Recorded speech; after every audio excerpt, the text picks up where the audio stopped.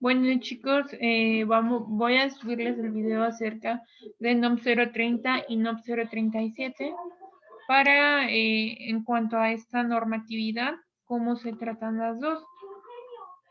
Nos habíamos quedado en esto de los potenciadores de sabor. Ácidos como el vinagre, limón, sobre todo en estas preparaciones hay que ser más como que adquisitivos a esta parte de utilizar en lugar de aceite este tipo. Ácidos, vinagre, limón. Básicamente el limón es el mejor aliado para las personas con hipertensión para que no le echen aceite a su carne, sino que con un poquito de limón agarren, lo pongan sobre la carne y lo hacen. El vinagre también es bueno, pero pues bueno, ahí tengo mis reservas yo por esta parte de la acidez, y si se tiene una gastritis por ahí también no es tan factible el vinagre. Luego los aliseos como ajo, cebolla, cebolletas, puerros, especias como pimienta, pimentón, curry, azafrán, canela, mostaza, sin sal. Obviamente no es la mostaza que conocemos de la McCormick y todo ese tipo de marcas que literal las ponemos así, las exprimimos. No, son las mostazas de este tipo que están en granos muy finos. De ese tipo de mostazas es a la que se refiere la norma. Hierbas aromáticas como hinojo, comino, hierbas frescas, deshidratados, orégano, laurel, menta, perejil, romero, tomillo. Ojo, porque muchas veces el tomatillo lo confunden con el tomillo. El tomillo es una ramita, el tomatillo es otra cosa, es como el tomate, igual se ocupan para hacer salsas. Obviamente también está el aceite de oliva, pero recuerden que el aceite de oliva es en crudo. Si ya lo hacen en un proceso de sobrecocción, o sea que van a calentar algo, ya pierde todas sus propiedades. También está por ahí la sal y sus diferentes tipos. Se emplean salva de bajo contenido en sodio, contiene la mitad del sodio de la sal común. Es básicamente, es buscar en el súper, básicamente esto lo pueden encontrar en Walmart, en Sam's, este tipo de sales, como el cloruro de potasio. Esta su base es potasio, se reduce a la mitad de sal y lo demás es potasio. La de mesa es la que todos conocemos, estos granitos muy finos. La marina también se caracteriza por granos muy finos o gruesos y tienen un gusto. Ahí también está la de los 7 mares, la del Himalaya, la sal rosa. Todo este tipo de sales entra aquí. Los sustitutos de sal también se denominan sales dietéticas, como lo es el potasio o el magnesio, y por cada 4 gramos de sal equivalen a 1.6 gramos de sodio diario. Yo creo que nadie llega a esa cantidad de sal, básicamente, pero pues hay que tomar en cuenta eso. Ahora, lo que me compete, íbamos y nos quedamos. Harris, Benedict, Mifflin y Owen. Estas 3 fórmulas son las que nos dicen la norma que tenemos que utilizar para sacar este tipo de pacientes, tratar tipo de pacientes con hipertensión, chavos. Yo les recomiendo usen simplificadas de Harris Benedict, es más rápida. Básicamente vamos con lo mismo de los, que es Harris Benedict. Se toma el peso en kilogramos, la altura siempre en todas las fórmulas las toman en centímetros, y la edad, esos son los que se ocupan. Si se dan cuenta, igual se clasifican en mujer, hombre, cambian un poquito. Recuerden, Harris Benedict es para mantener, Mifflin y Owen es para hacer una reducción, para que no exista ya una reducción de calorías. Ahora, ¿qué es la actividad física? La actividad física, si ustedes recuerdan cuando sacaron sus fórmulas por Harris Benedict o Mifflin o Owen, estas partes recuerden que ustedes las tenían que sacar y agregar 2 cosas, ETA y actividad física. Básicamente lo que nos dicta en la norma es que ya están incluidos en este. Si es una actividad muy ligera, como nada más es una vida sedentaria, que está nada más dormido, nada más se para en su cama, este tipo de pacientes se les da 1.3. Ligera sería básicamente oficinistas, se les da en hombres 1.6 y en mujeres 1.5. moderada caminata que realice este tipo de actividad física. Recordemos un poquito lo de la norma de diabetes, la 015, que nos decía que tenían que tener una estructura del ejercicio, y si cumplen con esa estructura, pues tienen la oportunidad de tomar uno de estos de actividad física. En hombres es 1.7, en mujeres 1.6. Y pues ya alguna pesada, en hombres básicamente bicicleta es 2.1. Ahora, este ejercicio, chicos, les pido que lo hagan por ahí. Está muy fácil. Si necesitan orientación, cualquier cosa, me llaman por teléfono al celular y lo resolvemos totalmente. Solamente me mandan un mensajito y podemos hacer un ajuste ahí para esta parte. Ahora, lo primero que puedo notar en este caso, y quiero que ustedes lo analicen, es que tiene hipertensión arterial grado 1. Su peso actual es de 85 kilogramos, su talla es de 1,67, su tensión arterial es de 125/75. Ojo aquí, chicos, quiero que ustedes me digan si está alterado, si no está alterado en esta parte. En su estudio nos dicen bioquímicos que indicaron que la proteinuria está en 1.1 gramos. ¿Qué pasa con esta proteinuria? ¿Está alterada? ¿Está baja? Ustedes me lo contestan por ahí. La paciente refiere a actividad física ligera. Ahora, en esta parte se le daría 1.5, perdón. Porque es ligera, es como si fuera una oficinista, se le da el 1.5 a esta persona. Ahora, hagan su sustitución, checamos un poquito más a fondo esta parte. Si tienen alguna duda o si también se ponen de acuerdo, yo les doy la reposición de la clase otro día, pero se tienen que poner entre todos ustedes de acuerdo, chicos. Ahora, 2000 calorías le estoy dando, ¿por qué? Porque sacamos en promedio, bueno, yo saqué en promedio todo esto que viene siendo Harris Benedict, Mifflin, Owen. Básicamente el promedio que nos salió fue de 2.208 calorías, agregando actividad física. Ojo con la actividad física, porque también era donde yo les comentaba que para aplicar las normas también tenemos que tener criterio. En unas nos salían 1.800, en la otra era 2.000 y en otra era 2.008. Entonces recuerden que también hay que hacer una reducción de 500 calorías. Básicamente, en este caso nos tocaron 2.000 calorías, distribuí 15, 25, 60, 15. ¿Por qué? Porque en esta parte, hablando de la proteinuria, está alterado ya el nivel de esto, entonces nos vamos a ir básicamente a nada de proteína. Lípidos los vamos a dejar un poquito, pues no tan elevados, y nuestra base va a ser hidratos de carbono. Ojo, chicos, esta parte creo que ya quedó totalmente clara de cómo se distribuyen estos porcentajes y estos gramajes, chavos. Entonces les pido por favor que por ahí realicen esto. Por último, chicos, como estábamos hablando en esta parte, hidratos de carbono simples, ¿cómo se saben? ¿Cómo se sacan? Mi 100% siempre va a ser esta parte de las calorías totales que yo le estoy dando a mi paciente. Para saber cuánto es el 5%, lo único que voy a hacer es 2.000 por punto 10, en este caso me están poniendo el 10% de los hidratos de carbono simples, nos da 200 kilocalorías entre 4. ¿Por qué entre 4? Porque recuerden que 4 es lo que vale cada gramo. En cuanto a calorías de hidratos de carbono, me da 50. Ahora, tip aquí, chicos, y esto sí pongan muchísima atención y tenganlo presente para toda su vida. Hidratos de carbono simples, que son 2 grupos de alimentos: azúcares y frutas. Por ahí está también las leches con azúcar, entonces ese también se podría considerar, pero tengan mucho cuidado. ¿Qué es lo que hacen? Por ejemplo, las frutas nos dan 15 de hidratos de carbono, el azúcar nos da 10. Esos 50, si quiero dar puras frutas, los divido entre 15. Básicamente me tocaría de a 3 frutas por plan de alimentación. Si los quiero dar mejores en azúcares, me darían 5 azúcares. O si quiero dar un azúcar, pero una leche con azúcar, aprox también me tocaría de a 3. O pueden combinar, pero eso ya depende totalmente de ustedes cómo vean a su paciente. Que de preferencia deberían de ser puras frutas, porque la fruta, recuerden que nos aumenta la fibra y en esta parte también nos ayuda a bajar índices glicémicos.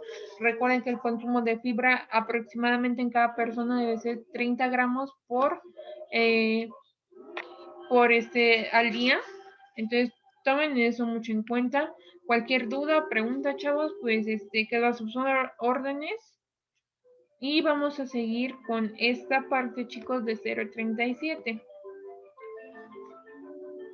0.37.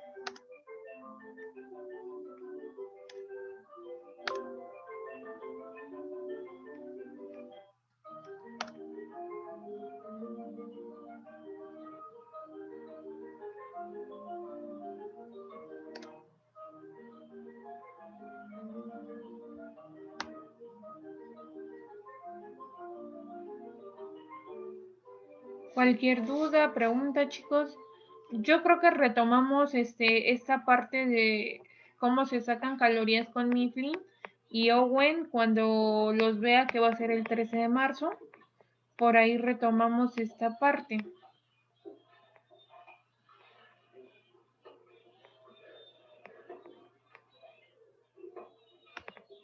Ahora bien,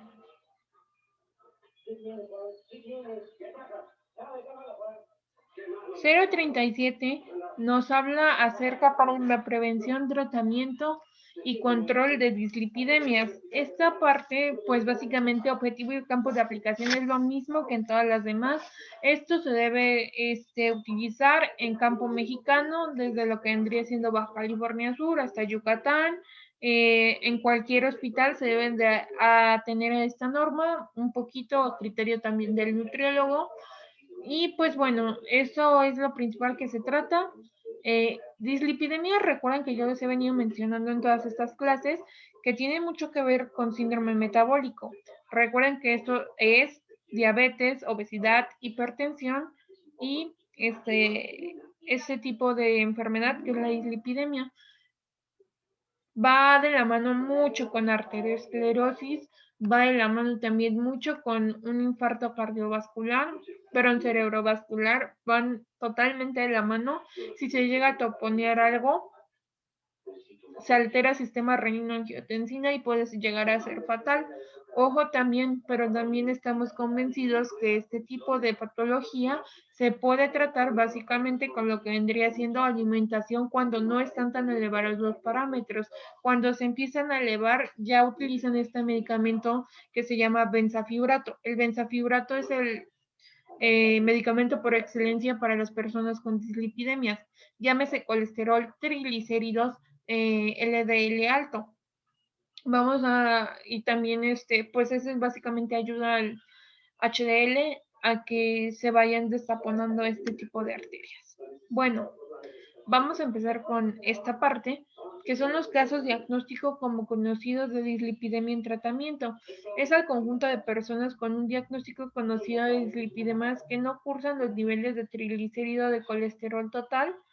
Básicamente lo único que está alterado aquí es LDL, me parece. Luego los casos control son básicamente los que sí están controlados, tienen la patología, pero se lograron controlar. Un nuevo caso de dislipidemia es cuando se diagnostica esta enfermedad. Caso probable es cuando el colesterol total está mayor a 200, mayor a triglicéridos mayor a 150, HDL menor a 40. Ojo, chicos, porque esto sí no me gusta en la bibliografía mexicana. Nos dice que 40 es lo que tiene que tener de HDL o mayor, pero no, en evidencia científica nos ha dicho que debe ser mayor a 60. No se me queden con esto de 40, aunque lo diga la norma. Lo ideal es que el HDL esté mayor a 60. Colesterol no HDL debe estar menor a 160. Colesterol básicamente es la molécula esteroidea que forma cuatro anillos, formada por cuatro anillos de hidrocarburos, que es una cadena alifática de 8 átomos de carbono, y en el C17 tienen un oxígeno, un CH, y en el C3 tienen un anillo AA. Y pues desde el punto de vista químico es un alcohol, posee propiedades físicas semejantes a las de un lípido. Luego el HDL, que es básicamente la proteína de baja densidad, es la concentración del colesterol contenido en las lipoproteínas. Básicamente HDL, pues por eso se conoce tanto como este colesterol bueno, chavos, por esta parte de que recuerden que este va a ser el que va a recoger todo el colesterol, todos los triglicéridos, todo el LDL, todo lo que no es HDL, para limpiar la sangre y él los va a transportar para desechar. Es esto básicamente. Luego está el LDL, que es la de alta densidad. Y pues bueno, esto va a ser básicamente el factor que aumenta el taponeo de las venas y de las arterias en el cuerpo. El no HDL es todo el colesterol que está transportado por el colesterol HDL y que es potencialmente aterogénico, o sea que puede llegar a causar algún problema en nuestro cuerpo. Se sugiere el uso del colesterol no HDL como una herramienta para evaluar la diferencia entre el valor del colesterol total y el colesterol HDL. Básicamente se hace cuando ya está diagnosticada la patología.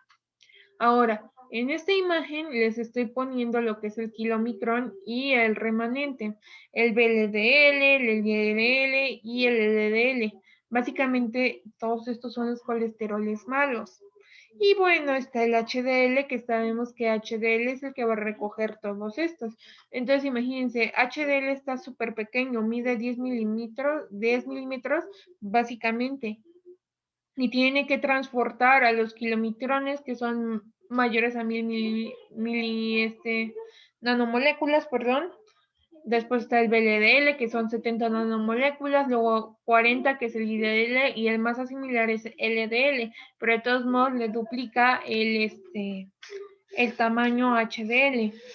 Bueno, chicos, esto tómelo muy en consideración porque así se los voy a poner en su siguiente parcial. Dislipidemia es la alteración de la concentración normal de los lípidos en la sangre. Hipercolesterolemia familiar, básicamente, la familiar, lo que pasa, parte, es que se asocia con un riesgo mayor de aterosclerosis. Básicamente regresamos a lo mismo relacionado con LDL. Básicamente solamente LDL se va a estar elevando, colesterol por ahí puede estar mayor a 400 miligramos por decilitro, pero básicamente LDL y colesterol son los que están alterados. Ojo, xantomas aquí son, lo que nos quieren decir son unas bolitas que se aparecen en manos, en cara también puede ser, en pies, donde parecen barritos, pero tú los intentas esta parte de exprimir y no los puedes exprimir. Entonces, ojo con este tipo de patologías porque en instancia clínica la podemos identificar y tratar. Luego sigue la hipercolesterolemia poligénica y esta pues básicamente igual relacionada con el LDL, pero sus niveles solamente se dan entre 160 y 190. Básicamente es eso, solo se eleva el LDL y está entre 160 y 190. Luego viene la hiperlipidemia familiar combinada, que esta básicamente la combinada es la que se da con síndrome metabólico. Recuerden, diabetes, hipertensión, obesidad, dislipidemia. Es la que se da con el síndrome metabólico. Y pues vamos a esta parte, que también es la hipertrigliceridemia familiar, que es básicamente cuando los niveles de triglicérido están mayor a 200. Recuerden que en triglicéridos lo que nos piden es que esté menor a 150 o en 150 y ya se encontraría limítrofe. Ojo también con este tipo de diagnóstico, chicos, porque cambia muchísimo en cuanto a laboratorios. Ustedes váyanse a lo que dice la bibliografía. Sí nos dice que deben de estar menores a 150 y que están limítrofes y están entre 150 y 160. Entonces, ojo también por ahí. Y esto se da muchísimo en pacientes diabéticos. Estos pacientes recuerdan que también tienen esa disfortunio de que está relacionada su enfermedad con el consumo de malos hábitos de alimentación y hidratos de carbono simples. Entonces, el hidrato de carbono simple también es un causante principal de triglicéridos altos. Entonces, ojo ahí. Hipolipemiantes son los medicamentos de niveles de lípidos en la sangre. Básicamente el benzafibrato es el que les digo por excelencia que se utiliza en estos casos. Luego vienen los triglicéridos, pues que son las moléculas de glicerol estratificadas con 3 ácidos grasos, principalmente forman almacenamiento de energía en el organismo y también son llamados trigliceroles. Están los xantomas eruptivos, que les digo son depósitos de lípidos subcutáneos, les digo, este barrito, como si fuera un barrito enterrado, pero pues no, ustedes por más que lo expriman es subcutáneo, no les va a salir. Luego los tenidiosos son los que están básicamente en el tendón de Aquiles o en tendones de músculos exteriores o en las manos también básicamente. Luego están los tuberosos, que son depósitos de lípidos igual subcutáneos localizados en rodillas y en codos. Entonces pueden estar en tendones, y también en rodillas o codos. Para que se considere del nivel de riesgo bajo, el LDL debe de estar menor a 160. El no HDL debe de estar menor a 190. El intermedio de 130 a 100, opcional igual. Y el no HDL de 160 a 130, igual opcional. El alto debe de estar menor a 100 y el opcional menor a 70. Igual con no HDL menor a 130 y menor a 190, opcional. Veremos lo mismo que con hipertensión en este caso. La norma ya nos da básicamente los planes de alimentación que se deben de seguir a cabo. La segunda norma nos dice que la distribución debe ser 55-20-25 en cuanto a dislipidemias, y aquí nos dan una opción. Si es un paciente de 1200 calorías, nos distribuye equivalentes 1400, 1600, 1800, 2000 y 2500. Ojo chicos con esto básicamente sí lo hizo la norma. Esto es más para ocupar por enfermeras o por doctores. Creo que nosotros tenemos esa capacidad de ya poder hacer un plan de alimentación más adecuado en cuanto a estas patologías. Es una gran ayuda, pero recuerden que cada tratamiento debe ser especializado. Seguimos con el mismo cuadro que les dije que presentan desde hipertensión, diabetes. Las grasas totales van del 25 al 35, las saturadas menor al 7%, monoinsaturadas 20% de las kilocalorías totales, poliinsaturadas hasta el 10%, trans menos de 1, hidratos de carbono del 50 al 60. Ojo, si están alterados los triglicéridos, se van a ir al 50 o el 45 dependiendo de qué tan alterados estén. La fibra debe estar al día entre 20 y 30 gramos, las proteínas mayores a 15 kilocalorías totales. Ojo, y aquí también tenemos que ver mucho el sistema renina-angiotensina. Si se encuentra ya una falla renal, llámese enfermedad renal crónica, síndrome nefrítico, nefrótico, por ahí algún tipo de diabetes, tenemos que irnos a lo más mínimo de proteínas. Lo recomendable en cuanto a por fuera, no en cuanto a normas, es de 0.8 por kilogramo de peso. En esta parte, colesterol menos de 200 miligramos al día. Todo esto lo van a entender un poquito más también cuando regresemos y veamos esta parte de la NOM 051. Calorías totales, pues debe de haber un balance entre todo. No solamente porque quieras bajar de peso vas a bajarle de 3000 calorías a 2000, no, tienes que ir gradualmente. Eso también nos lo pide la norma. Y básicamente se vuelve a ocupar otra vez el cuadrito que nos dieron en diabetes. Hombres con actividad física normal o mujeres físicamente muy activas se les da 30 kilocalorías. Mujeres con actividad física normal y hombres con vida sedentaria o mayores de 55 años de 25 a 28 kilocalorías. Sedentarias y hombres mayores de 55 años sedentarios 20. Mujeres embarazadas en primer trimestre 28 a 32 y en segundo, en tercer trimestre y lactando es en esta parte de 36 a 38. Obviamente nos vamos un poquito más a esto, que es pacientes con obesidad, que es cuando se tiene IMC mayor a 30. Se les da de 20 a 25 kilocalorías para hacer la recomendación, la reducción calórica. Básicamente se recomienda que esta reducción puede llegar hasta 1200 para lograr una reducción de peso de 0.5 a 1 kilogramo por semana. Es lo más saludable y se supone que al año más o menos ya debería de haber perdido un 5% de su sobrepeso y pues ya se empiezan a enfocar al tratamiento de lípidos. Ojo, porque sí el peso sí es algo que influye mucho, pero en este caso hay que poner en primer lugar las dislipidemias antes del peso. ¿Por qué? Porque puede llevar a un accidente cerebrovascular y si llega a pasar eso es fatal para las personas. También hay que determinar el consumo habitual de cada paciente. Se registrará alimentos de 2 días a la semana y de un fin de semana. Es el diario de alimentos que venimos trabajando desde el cuatripasado. Dieta baja en energía. Siempre en cualquier patología no se recomienda un consumo menor de 1200 kilocalorías. Siempre se ajusta de acuerdo a lo que nos salga en cuanto a calorías. Si está muy elevado, se hace su recordatorio de 24 horas. Hacen un promedio en cuanto a los que les salió su recordatorio de 24 horas, lo dividen entre 2 y esas son las kilocalorías que le corresponden al paciente.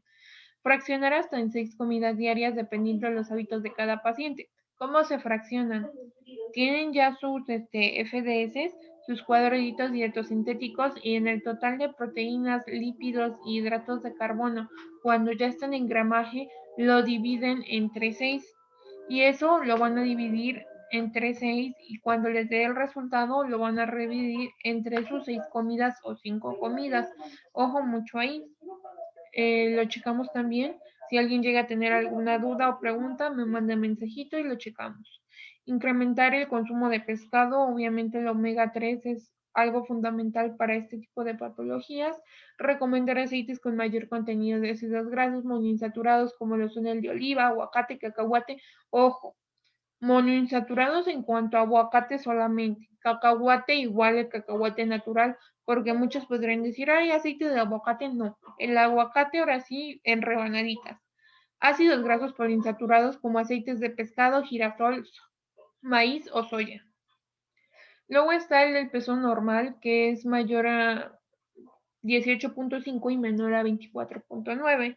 A esto se les da una dieta normal en energía, dependerá de la actividad física y el momento biológico, llámese si está en la adultez, en la vejez ya, el momento menopáusico, sobre todo en mujeres, es un poquito más complicado en esta parte, edad reproductiva. El gasto energético total debe de ser entre 25 y 40 kilocalorías por kilogramo de peso al día. Deben reducir contenido de azúcares refinados y grasas saturadas y se fracciona de 3 a 5 comidas diarias. Pacientes con bajo peso es menores a 18.4 kilogramos sobre metro cuadrado en cuanto a IMC. Esta es una dieta consumo de alto consumo energético. Es un tratamiento adecuado para lograr un peso normal. Pacientes con colesterol elevado se les pide limitar el consumo de todo tipo de grasa de origen animal.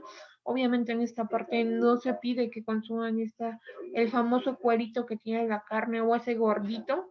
Se les retira totalmente. Aumentar consumo de fibras solubles como lo que nos aportan las verduras, frutas con cáscaras, leguminosas.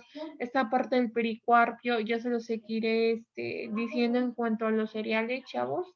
Recuerden que el cereal tiene varias capas y la primera capita es el pericarpio. Entonces vamos rumbo a eso.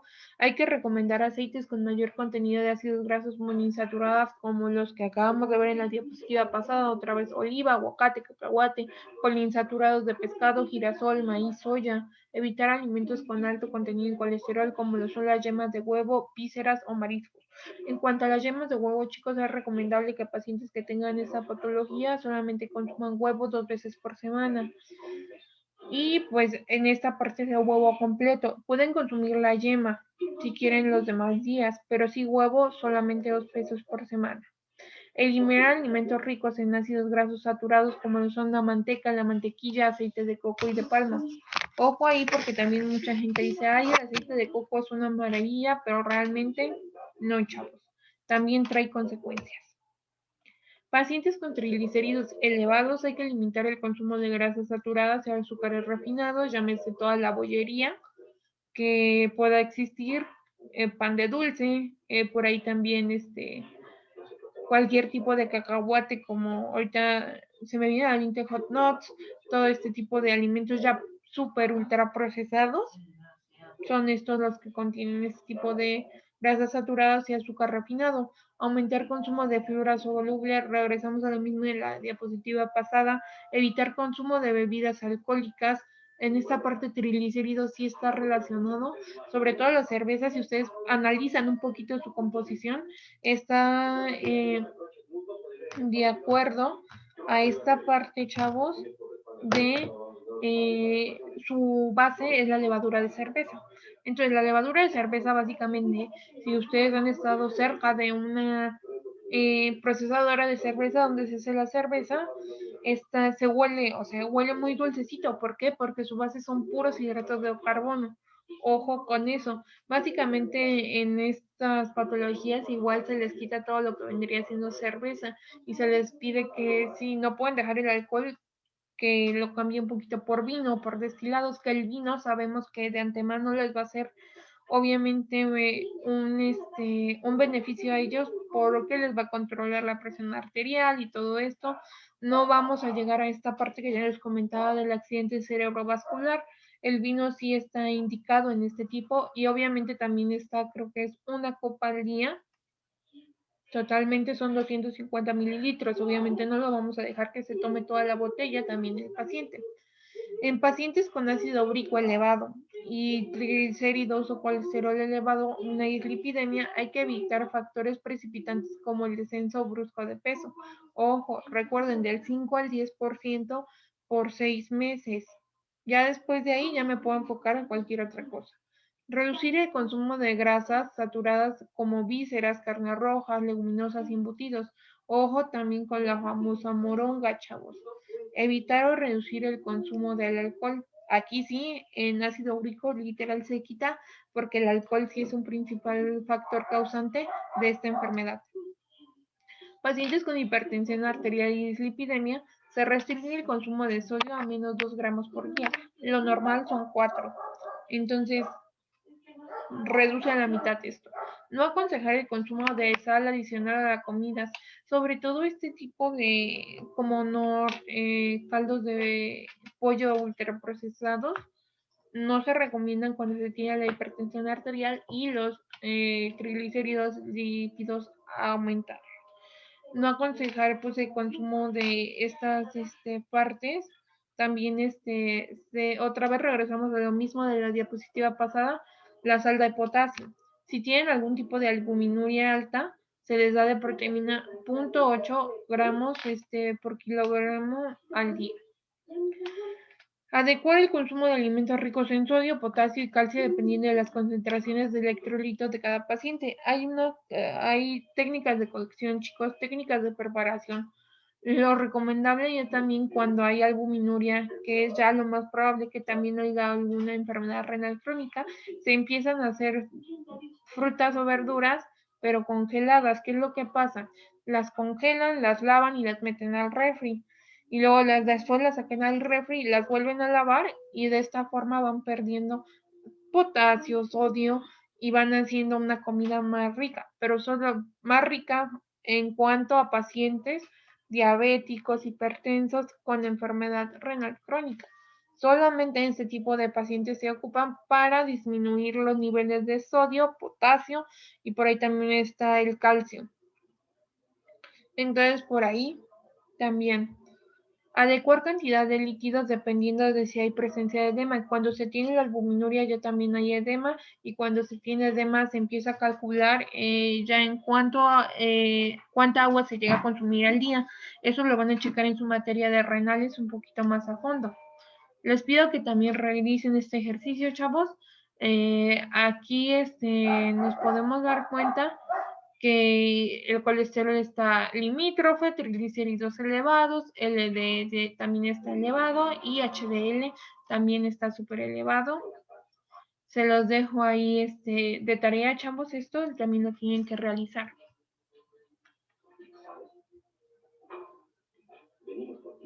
Y por último, chavos, me voy rápidamente a 043, que esta la voy a ver también detalladamente con ustedes. Cualquier duda, pregunta, esta sí la tengo que retomar con ustedes el día 13 de marzo.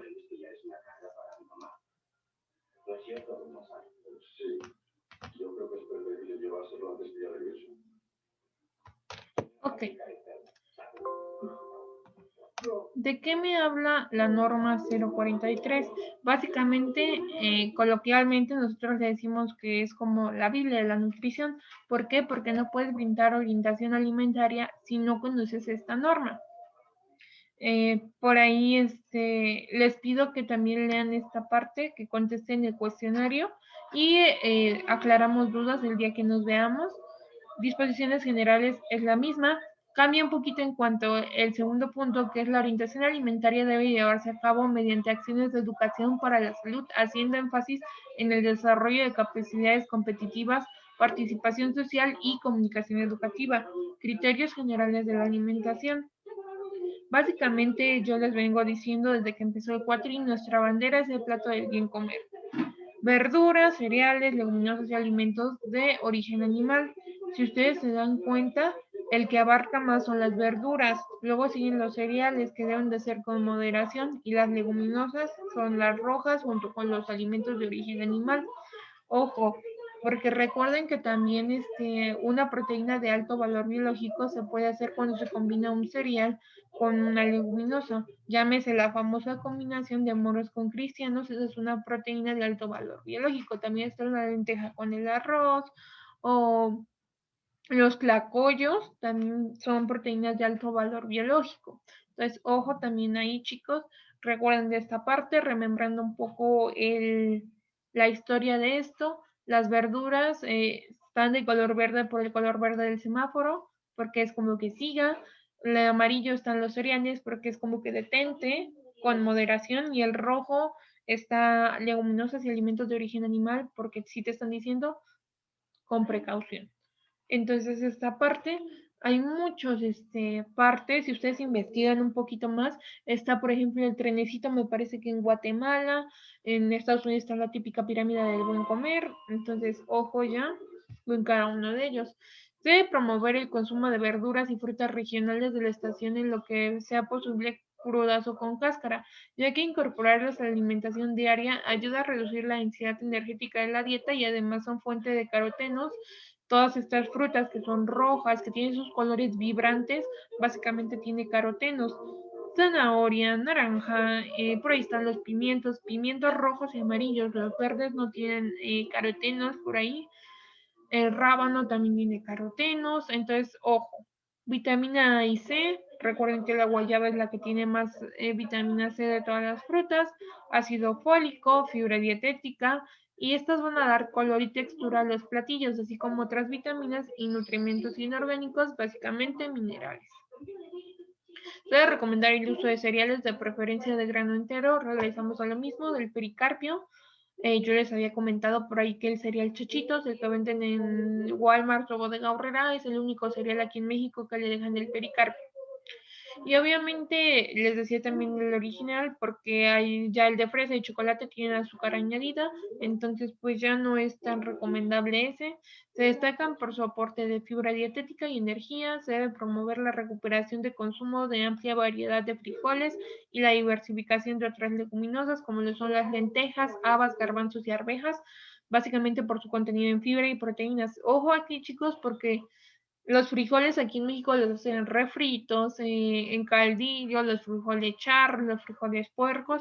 Los frijoles como que sí tienen esa gama en México de hacerlos comida, pero literal después de ahí que la lenteja también se le hace como sopita de lenteja, lo demás lo ocupan para hacer puros tlacoyos. Y sí, son proteínas de alto valor biológico, pero también hay que saber que se pueden cocinar en sopita, por ahí también está la sopa de haba, el garbanzo pues lo puedes agregar también a cualquier platillo. Las arvejas esas sí son un poquito más delicadas, pero pues ya es dependiendo también de la cultura. Se debe recomendar el consumo de pescado y aves como lo son el pavo y el pollo sin piel, carne magra, asadas, horneadas, cocidas, así como leche semidescremada o descremada. En este punto, recuerden que yo les había dicho que la semidescremada aquí en México es la que dice deslactosada light y la descremada es la que solamente dice deslactosada. Entonces también estas tienen menor contenido de grasa saturada. El caso de la población adulta se debe recomendar la moderación del consumo de alimentos de origen animal por su alto contenido en colesterol y grasa saturada, excepto el pescado y aves como el pollo, el pavo, y pues debe ser carne magra y leche semidescremada o descremada. Se informó sobre las ventajas de la importancia de la combinación de la variación de los alimentos. Se debe recomendar que cada tiempo de comida se incluya alimentos de los 3 grupos de alimentos. Por eso este platito del bien comer debe contener una proteína, un cereal y frutas y verduras, a más no poder. Se hará énfasis en las combinaciones de alimentos que produzcan efecto sinergio entre sus nutrimentos y aumenten el rendimiento y su biodisponibilidad. Se debe destacar, obviamente, la importancia de combinar cereales con leguminosas. Esta parte, yo les digo, de proteína de alto valor biológico, me va a ayudar a bajar también mi índice glucémico. Se recomienda la combinación de alimentos con fuente de vitamina C con alimentos que contengan hierro. El básico, espinaca con limón, también está el berro con limón, alguna ensalada con mandarina de hoja verde o alguna ensalada con le puedes poner tantita naranja con hoja verde y eso va a ser la síntesis del hierro. Se debe insistir en la importancia de variar la alimentación en cuanto a intercambiar los alimentos de cada grupo. Esto da diversidad a la dieta, chavos. Se debe insistir en la importancia de la moderación de la alimentación considerando la frecuencia y el tamaño de porciones. A un niño se le da la porción para el niño. A un adulto se le da una porción para un adulto. No los puedes hacer comer igual, porque si al niño le das esta parte de una porción como adulto, lo estás predisponiendo ya a obesidad porque le estás dando la misma cantidad energética que a un adulto. También se debe insistir en la importancia de la moderación de la alimentación, considerando la frecuencia del consumo y del tamaño de las porciones. Se debe promover el consumo de agua simple potable como fuente principal de hidratación, nada de juguitos, nada de Gatorade, sueros, nada. Agua es lo más sano para los pacientes. Se debe promover también la lactancia materna exclusiva los primeros 6 meses de vida. También, y a partir del 6º mes, alimentación complementaria. Se debe recomendar la higiene al preparar y servir alimentos como lo dicta la OMS 251. Cuando ustedes lleven esta parte de servicios de alimentos, esta es la base de esa materia y van a ver a qué se refiere. Se refiere a que siempre tienes que cocinar inocuamente. Tienes que tener una tabla para pan, otra tabla para pescado, otra para carne roja, otra para pollo, otra para verduras y frutas, otra para ya creo que son los 5, y pues tienes que hacerlo elementalmente por esta parte. También pues es la limpieza de los utensilios y el almacenamiento de los alimentos, cómo se almacenan, el sistema PEPS, por ahí no sé si lo han escuchado, primeras entradas, primeras salidas, lo primero que entró es lo primero que se va, aunque me llegue material nuevo a mi cocina, lo primero que se va es lo más viejo y pongo hasta atrás lo más nuevo. Se debe señalar la forma por la cual se optimiza el beneficio-costo derivado de la selección de preparación y conservación de los alimentos. Eso es económico un poquito más. Se debe identificar y revalorar los alimentos autóctonos regionales. Aquí yo les comentaba a sus compañeros de escolarizado que hay que checar mucho los platillos típicos, porque obviamente en Puebla, por ejemplo, el mole es el platillo típico, pero no es tan recomendable que cada semana se esté comiendo mole. Se puede una vez al mes, pero recuerden que hay platillos típicos que básicamente, como en este caso les mencioné el mole, su base son grasas y azúcares. Y eso solamente nos hace una comida, pues se podría clasificar como una bomba también de lípidos y hidratos de carbono. Entonces, ojo también con platillos típicos, chicos. Sí los tenemos que incluir, pero no siempre, de vez en cuando. Se debe promover y orientar la consulta y el entendimiento de las etiquetas nutrimental. Va de la mano con 051, que va a ser la norma que vamos a regresar a ver cuando los vea el 13 de marzo. Tenemos que ver lo que significa fecha de caducidad o fecha de consumo preferente. Se debe recomendar técnicas culinarias que promueven la adecuada utilización de los alimentos en la elaboración de platillos con el propósito de conservar sus características sensoriales. Jugos, sobrecocciones, ojo. No sé si ustedes han escuchado por ahí, pero si se hace un jugo se tiene que tomar los primeros 15 minutos porque si no se pierden todas las propiedades. Sobre todo en jugos son puras azúcares, ya lo que quedan después de los 15 minutos. Si se van a sobrecocer o cocer verduras, al primer hervor se apagan. Igual, la regla es lo mismo, se comen los primeros 15 minutos. Porque si se dan cuenta, por ejemplo, en el caso más común creo que es brócoli y zanahoria, cuando los metes a cocer tiene un color muy bonito, muy brillante. Entonces los metes a cocer y se van haciendo más tenue el color, y entre más tenue va a estar el color, menos vitaminas y minerales va a contener ese alimento. Así que ojo también en esta parte. Se debe señalar la forma más adecuada de conservar la iniquidad de los alimentos para la utilización de los sobrantes de preparaciones nuevos. Obviamente si algo ya se me echa a perder, tampoco lo voy a utilizar para hacer esta preparación. También, pues, la prevención de enfermedades relacionadas con la alimentación. Se debe señalar deficiencias y excesos de la alimentación predisponen al desarrollo de desnutrición, caries, anemia, deficiencias de nutrimentos, obesidad, arteriosclerosis, diabetes mellitus, cáncer, osteoporosis e hipertensión arterial, entre otros. Sabemos que el exceso nos va a traer algún tipo de enfermedad crónico-degenerativa, la deficiencia, una desnutrición o una anemia también puede estar por ahí. Se debe señalar factores de riesgos en lo particular como son los relacionados con la dieta y asociados con el génesis de las enfermedades crónico-degenerativas, lo que les comentaba. Se indican factores de riesgo como síntomas y síntomas asociados a la desnutrición, básicamente hábitos de alimentación, chavos. Se debe establecer cómo mejorar la alimentación de la población infantil en riesgo con desnutrición, considerando su contexto socioeconómico y cultural. Básicamente aquí en México implementaron oportunidades que estuvo desde Vicente Fox hasta Peña Nieto. Ahí se dio oportunidades. Ahorita no ha presentado nada gobierno en cuanto a esta parte de apoyo económico a desnutrición. En cuanto a eso no se escucha nada, no se ha escuchado nada. También está esta parte de los desayunos del DIF y la leche Lacomsa, que eso sí de cajón siempre han estado en México, aproximadamente desde los años 60 hasta la fecha siguen esas ayudas. Pues también se debe mejorar la alimentación de la población infantil. Se debe señalar los procesos infecciosos, diarreas y fiebres reducen el aumento de gasto energético. Está el típico vida suero oral, que es el que nos dan cuando ya llegamos a enfermar y vas a un centro de salud. Ese es el suero por excelencia que se maneja aquí en México. Se debe de indicar factores de riesgo de sobrepeso y de obesidad. Seguimos buenos hábitos de alimentación, me van a llevar a prevenir estas enfermedades.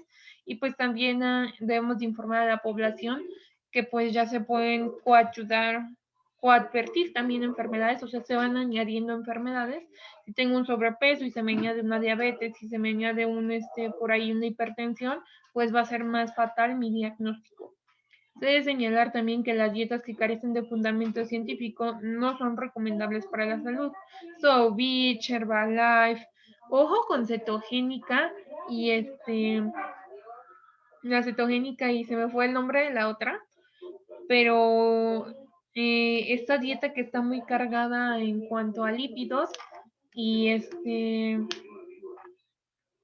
y a hidratos de carbono, que se puso muy de moda ahorita. Ojo con estas dietas. Estas dietas son señaladas las que son muy ricas en lípidos y en proteína y que dejan los hidratos de carbono de un lado. Ojo, porque son indicadas para gente que tiene alguna patología como convulsiones, algún fallo en cuanto a sistema nervioso. Para ellos son recomendadas. Para bajar de peso, no totalmente. Aguas con dieta cetogénica. Se debe orientar a las personas para moderar el consumo de productos con edulcorantes calóricos como el stevia, polioles, chicos. Todo lo que tenga dulce dietético son esta parte de los polioles, que lo único que hacen es que también afectan el intestino delgado. Entonces, ojo también con alimentos que dicen reducidos en azúcar o cero azúcar. No, chicos, tienen polioles y los polioles a la larga, pues sí te vienen afectando esta parte del sistema digestivo. Sobre todo en esta parte pueden ocasionar algún tipo de gastritis, colesteasis, también por ahí, alguna obstrucción. Entonces, ojo también con eso. Dice que no.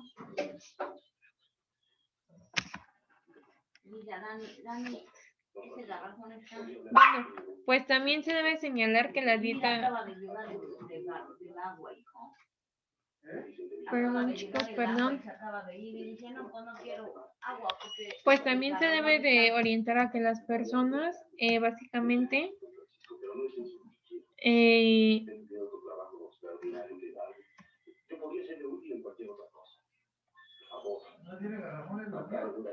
No, cariño. ay, perdón, chicos, me perdí.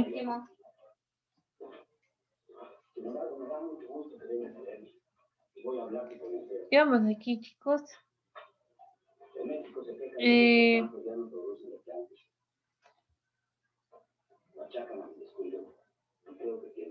Lo vamos a dejar esta primera parte hasta aquí y les voy a subir la segunda parte en la plataforma.